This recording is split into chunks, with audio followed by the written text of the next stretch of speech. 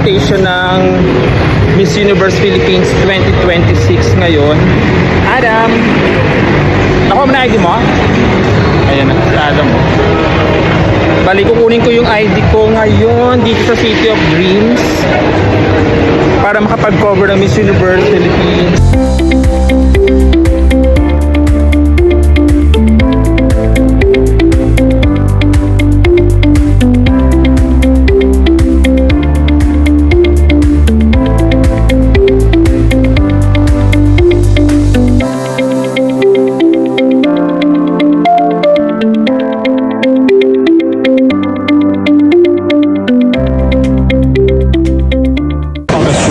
For the vlog lang. For the ID. Thank you. Okay, I'll just stare. Kaya nakuha ko ng aking media ID. Officially an accredited media partner of Miss Universe Philippines. Ayan. So pupunta na ako ng MOA ngayon dahil dun mag-i-start yung parada nila. So yung sistema nila is magpaparade yung mga kandidata ng Miss Universe Philippines 2026 sa Mall of Asia Complex ng 3 o'clock. So ngayon is 2 o'clock pala, meron pa akong 1 hour para pumunta doon. Then babalik sila dito sa City of Dreams para sa kanilang press presentation around 5 o'clock ng hapon.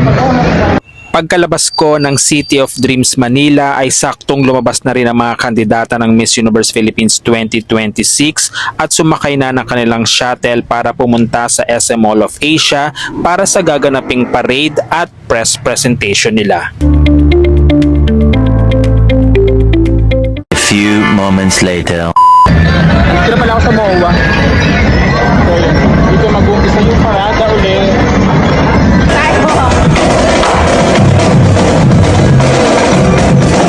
A few moments later. At dumating na ang mga kandidata ng Miss Universe Philippines 2026 sa loob ng Mall of Asia. Ito ang unang pagkakataon na makikita silang lahat ng mga fans at supporters.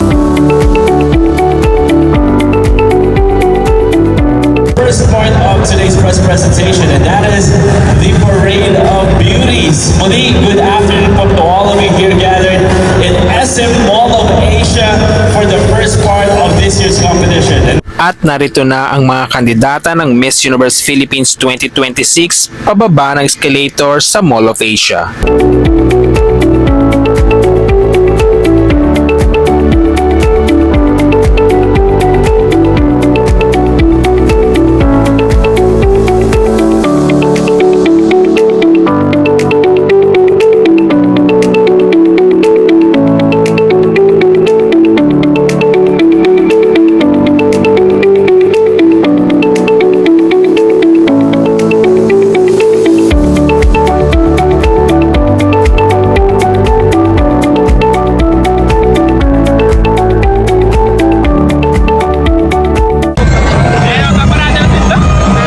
Nagkaroon na ng parada ang mga kandidata sa Mall of Asia Complex. A few moments later.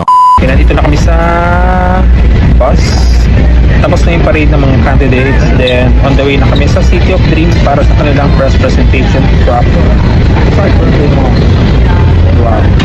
Kandidata na dyan. A few moments later. At dumating na ang mga kandidata ng Miss Universe Philippines 2026 dito sa City of Dreams Manila para sa kanilang press presentation. Yan, dito na kami. Para sa press presentation. Red carpet na ng mga candidates. Papunta sa loob ng Rumble.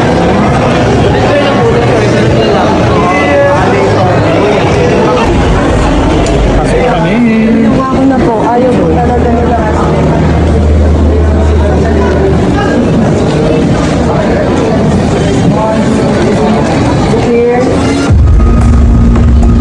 Pinakain muna kami bago magumpisa ang press presentation ng Miss Universe Philippines 2026. A few moments later.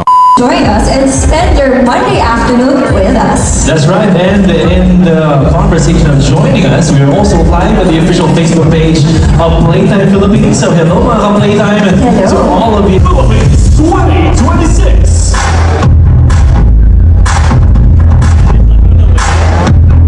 Isa-isa na ngang ipinakilala ang mga kandidata ng Miss Universe Philippines 2026.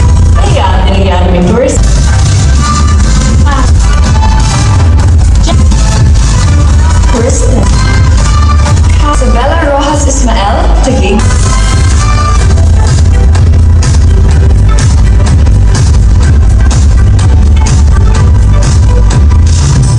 Please join us in giving a warm welcome to our reigning queen, Miss Universe 2025 third runner-up, Maria Atisa Manalo. Good afternoon, everyone. Thank you for being here for the Miss Universe Philippines 2026 candidates. It's a momentous event for all of them because it's their first day and it's extraordinary.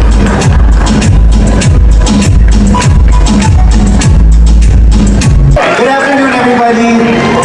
To our media affiliates, our media allies, thank you so much for being here. You guys are amazing.